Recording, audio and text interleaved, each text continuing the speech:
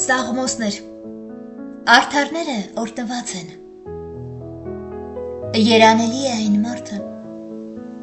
որն անաստվածների խորհրդով չի ընթանում, մեղավորների ճանապարհում չի կանգնում, ոչ էլ հեգնողների աթոռին նստում,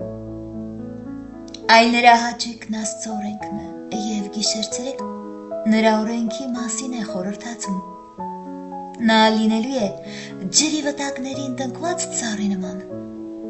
որ իր պտուղը ժամանակին է տալիս, նրա տերևը չի թառամելու և ինչ էլ որ անի, հաջողվելու է։ Այսպես չեն անաստվածները, այլ նման են հարտափոշու, որին հովն է ցրում։ Սրա համար էլ անաստվածները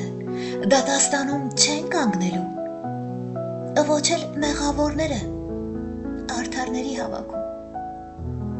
քանզի Տերը գիտի արդարների ճամփան, իսկ անաստվածների ճամփան կորչելու է։